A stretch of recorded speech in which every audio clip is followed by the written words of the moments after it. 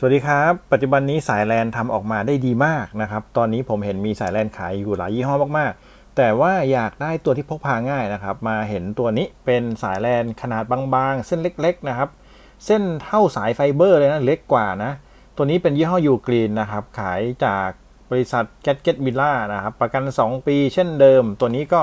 เป็นผู้นำเข้ายี่ห้อยูกรีนสเปคตัวนี้เป็นสาย Cat 6นะครับผมซื้อมา5เมตร4เส้นก็ใช้ดีใช้มาเรื่อยๆตัวนี้เป็นเส้นที่4แล้วนะครับ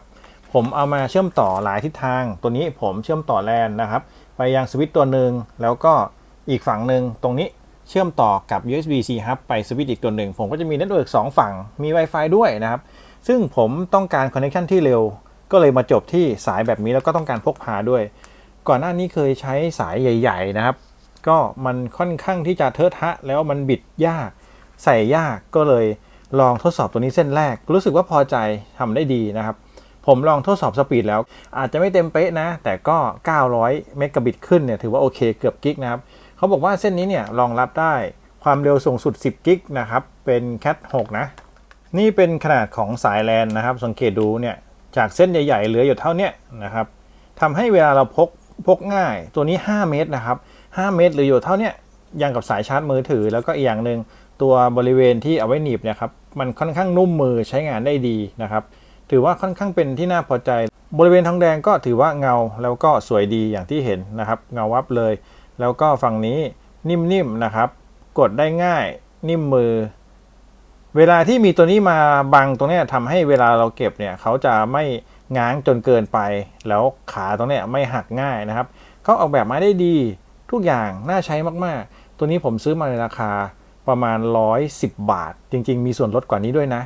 สายแลนวางขายอยู่ทั้ง2แพลตฟอร์มนะครับตัวนี้เป็นสาย U Green ประกัน2ปีจาก Gadget Villa ความยาวมีตั้งแต่50เซน1เมตร 1.5 เมตร2เมตร3เมตร5เมตรแล้วก็10เมตรนะครับเป็นสายสำเร็จนะสามารถใช้งานได้ดีตามที่เขาเขียนระบุไว้เป็น Slim Cable นะครับจะเห็นว่าเส้นเล็กๆ Cat 6A Slim Cable ข้างในก็เป็นเหมือนสายปกติทุกอย่างนะครับที่เขาเขียนไว้แต่ว่าจะเป็นเทคโนโลยีใหม่นะ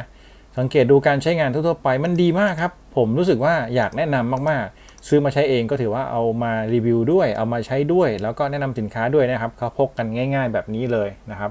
สามารถที่จะเลือกซื้อได้ของผมเนี่ย109 บาทนะครับเป็นสายที่ได้รับความนิยมพอสมควรกับพนักงาน IT ทั่วไปหรือกับแอดมินก็แล้วแต่นะครับตัวนี้ก็ยอดขาย 7,700 ชิ้นอันนี้คือทางฝั่งร้านนี้ร้านเดียวนะจริงๆมีอีกหลายร้านเลยนะครับตัวนี้ก็ถือว่าพกสะดวกยืนยันครับผมจะทดสอบด้วยการ Copy ไฟล์ให้ชมเป็นการอ่านจาก NAS มานะครับมาดูว่าความเร็วจะเท่าไหร่114สูงสุด114เมกะไบต์เปอร์เซกนะครับ114คูณ8 114คูณ8นะครับเท่ากับประมาณ912เมกะบิตเปอร์เซกนะครับจากสวิตช์ผมเป็นสวิตช์กิกนะ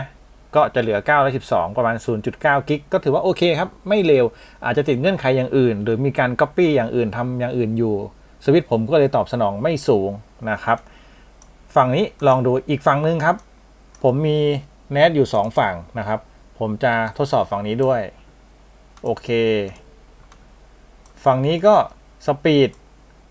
ใกล้เคียงกันนะครับ113เมกะไบต์สูงสุด113คูณ8นะครับเท่ากับ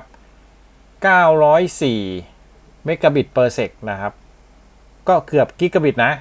เกือบเต็มถือว่ายอมรับได้ครับได้ความเร็วเท่านี้นิ่งๆเนี่ยผมมองว่ามันค่อนข้างดีเพอร์เฟกต์สำหรับผมเลยใช้งานได้ดีพกพาสะดวกนะครับก่อนหน้านี้สายแลน100เนี่ยมันไม่ทันตัวนี้เพิ่มขึ้นอีก10เท่านะครับแล้วก็พกง่ายด้วยใช้ง่ายใช้ดีทุกอย่างโอเคมากๆถ้าเกิดท่านใดสนใจก็ตามลิงก์ใต้คลิปนะผมแนะนำร้าน Gadget Villa นะครับเขามีโค้ดส่งเร็วส่งด่วนแต่ไม่เสียเงินเพิ่มนะครับสั่งวันนี้ได้พรุ่งนี้ถือว่าเยี่ยมมากๆนะครับผมสั่งเมื่อคืนก็ได้บ่ายวันนี้ถือว่าเร็วจริงๆก็แนะนำร้านนี้เลยครับ Gadget Villa นะครับตัวนี้สัญลักษณ์สีเขียวตามลิงก์ใต้คลิปเลยครับถ้าเกิดท่านใดมีคำถามคอมเมนต์ไว้ได้เลยเดี๋ยวจะรีบทดสอบแล้วมาตอบเพิ่มให้